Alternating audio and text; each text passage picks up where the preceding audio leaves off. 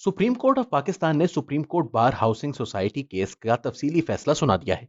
तफसीलात के मुताबिक इस्लामाबाद के इलाके मोजा तमा और मोरिया के इलाके में supreme court bar housing society की बुनियाद रखी गई थी, जिसमें सुप्रीम कोर्ट के सीनियर वकलाओं और जजेस को प्लॉट अलॉट किए गए थे। 14 जनवरी को महफूज किया जाने वाला फैसला आज सुप्रीम कोर्ट के 4 रुकनी बेंच ने जस्टिस मुशीर आलम की सरबराही में सुना दिया। तफसीलात के मुताबिक अदालत ने कहा है कि ये प्लॉट कानूनी तौर पर अलॉट किए गए हैं और जगह की अलॉटमेंट में सीडीए के कवायद और जवाबित को मलहूज रखा गया है। बेंच के मेंबर जस्टिस काजी फायजीसा ने कहा है कि वो अदालती फैसले और जस्टिस मुशीर आलम से इत्तफाक करते हैं, लेकिन उन्होंने अपने इजाफी नोट में लिखा है कि जजेस और फौजियों को ऐसे प्लॉट और मराहत नहीं लेने चाहिए। केस के फैसले में जस्टिस काजी फायजीसा ने इजाफी नोट लिखते हुए कहा है कि आईन और सदारती अहकामात के तहत मोअज़्ज़िज़ जज साहिबान किसी भी प्लॉट के हकदार नहीं। उन्होंने सुप्रीम कोर्ट ऑफ पाकिस्तान के जुडिशल एक्स्ट्रा कोर्ट की तफसीलात देते हुए लिखा कि जजेस की मराहत में तनख्वाह, पेंशन, इनकी बेवाओं को पेंशन देने का इस्तेहकाक शामिल है, मगर इन्हें प्लॉट देने का इजाफी कोई इस्तेहकाक शामिल नहीं है।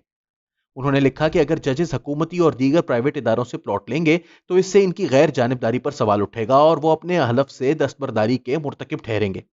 उन्होंने मजीद कहा कि इस तरह की हाउसिंग सोसाइटी से अगर प्लॉट लेना मकसूद भी हो तो एक से ज्यादा प्लॉट लेने की इजाजत नहीं होनी चाहिए और जो भी प्लॉट लेने का ख्वाहिशमंद है इसे बगैर किसी इजाफी सहूलत के मुसावियाना तौर पर प्लॉट के लिए रकम देनी चाहिए और मुकम्मल कवायद और जवाबित पर अमल पैरा होते हुए अपनी बारी का इंतजार करते हुए इसे हासिल करना चाहिए। जस्टिस काजी फायजीसा ने लिखा कि हुकूमत कोई भी सरकारी या निजी हाउसिंग सोसाइटीज का आगाज करे तो छोटे अफसरान को इस सहूलत तक फायदा पहुंचना चाहिए, क्योंकि आईन पाकिस्तान के तहत तमाम सरकारी मुलाजिमीन चाहे वो छोटे हों या बड़े, इनका एक ही मर्तबा और मकाम है और आईन पाकिस्तान मुलाजिमीन में कोई इम्तियाज नहीं करता।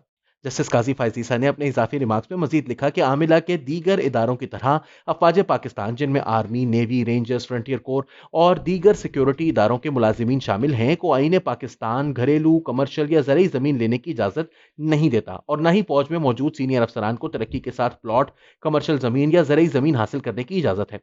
उन्होंने जनरल आसिफ नवाज के भाई शुजा नवाज की किताब का हवाला देते हुए लिखा कि जनरल अयूब खान ने जनरल ग्रेसी से प्लॉट की इस्तदा की, मगर जनरल ग्रेसी ने इनकी मलामत की और यूं कौम के सपूत को एक प्लॉट से महरूम कर दिया गया। उन्होंने शुजा नवाज की किताब का हवाला देते हुए लिखा कि प्लॉटों की तकसीम एक बहुत आम प्रैक्टिस बन चुकी है और मिलिट्री और ब्यूरोक्रेसी को नवाजना पाकिस्तान में एक रिवाज है। ऐसा होता रहा, इसीलिए जमीन चंद हाथों में मरकूज होकर रह गई और बेघर होने वालों की तादाद में इजाफा हुआ। जमीन पर चंद मालिकान का कब्जा जबर है। जस्टिस काजी फायजीसा ने सिविल सर्विसेज ऑफ पाकिस्तान की तारीफ करते हुए लिखा कि हर सिविल और मिलिट्री का मुलाजिम पाकिस्तान सिविल सर्विस का मुलाजिम है। आईन पाकिस्तान में सिविल और मिलिट्री मुलाजिम का कोई इम्तियाज नहीं रखा गया। उन्होंने लिखा कि पाकिस्तान के शहरी इन तमाम सर्विसेज के लिए टैक्स देते हैं, इसीलिए इन सर्विसेज देने वालों पर कानून का इतलाक लाजिम है। अपने इजाफी रिमार्क्स में उन्होंने लिखा कि निजी और अवामी मफादात का तहफ़्फ़ुज़ करना जमहूरी हुकूमत की जिम्मेदारी है। कई दफ़ा निजी मफादात अवामी मफादात को पसे पुश्त डालकर दिए जाते हैं, जो जमहूरी असूलों की खिलाफ वर्जी है। इशराफिया सिर्फ आमिराना तर्ज हुक्मरानी में ही नहीं बल्कि जमहूरी हुकूमत में भी फ़ायदा हासिल करती है। जस्टिस काजी फायजीसा ने रिमार्क्स में लिखा है कि बहुत से पाकिस्तानी छत हासिल करने के लिए पूरी जिंदगी मेहनत करते हैं, ताहम जजेस और आर्मी अफसरान इनामात के तौर पर शहरी इलाकों में प्लॉट और रिहायशी ज़मीनें हासिल करते हैं, वहां रहते नहीं। इलावाजी आर्मी अफसरान की जानिब से जो ज़रई रकबा हासिल किया जाता है इसे भी आगे बेच दिया जाता है, यानी इसका मतलब है कि इन्हें इसकी ज़रूरत नहीं। इन्होंने लिखा कि आर्मी की बनाई गई डिफेंस हाउसिंग सोसाइटी का मकसद अफसरान को बेहतर और रिहायशी मंसूबों से मुज़य्यन करना था, मगर बहुत से अफसरान ने इनफरादी तौर पर वही ज़मीन बेच दी, जिससे आर्मी को बहैसियत इदारा नाकाबिल तलाफी नुकसान पहुंचता है। इलावाजी इससे हासिल होने वाले मुनाफे का कोई टैक्स नहीं दिया जाता, जो ज़मीनें अवाम के टैक्स की रकम से इनको अलॉट की जाती हैं। बहुत से सीनियर अफसरान इन असासों, जो कि हकीकत में मुल्क के असासे हैं, को बेचकर बैरून मुल्क करेंसी में तब्दील कर लेते हैं, इसे बाहर भेजते हैं और बैरून मुल्क प्राइम लोकेशन पर घर और अपार्टमेंट खरीदकर पुरआसाइश जिंदगी गुजारते हैं।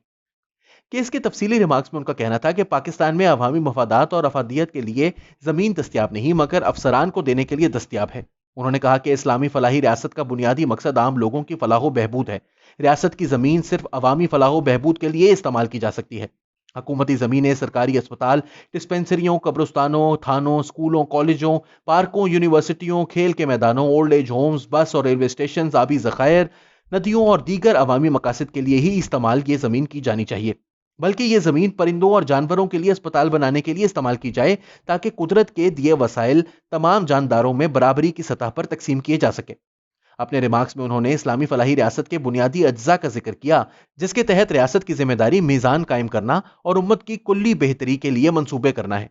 انہوں نے کہا کہ ہر پاکستانی کو یہ جاننے کا مکمل حق ہے کہ ان کے ٹیکسوں کے پیسے کا استعمال کہاں کیا جا رہا ہے، اور اس ضمن میں کوئی بھی بات صیغہ راز نہیں ہونی چاہیے کہ حکومت نے کس کو کتنی زمین دی۔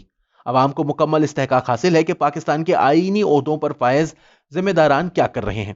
ان سے کچھ بھی چھپانا ان کا اعتماد کھو دینے کے مترادف ہے۔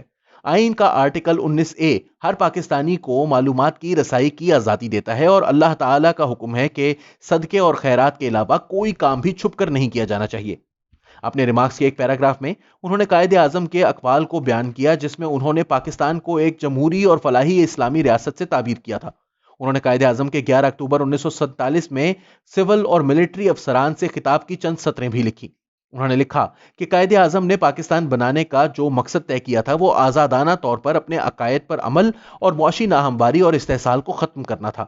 اپنے ریمارکس کے آخر میں انہوں نے لکھا کہ پاکستان بنانے کے لیے جدوجہد کرنے والوں نے 1 انچ بھی رقبہ حاصل نہ کیا، بلکہ بہت سے لوگ اپنی زمینیں چھوڑ کر اس ملک میں آئے، بلکہ انہوں نے اپنی جیب سے پیسہ خرچ کر کے اس ملک کو تعمیر کیا، کیونکہ ان کی خواہش صرف عوام کی خدمت کرنا تھا۔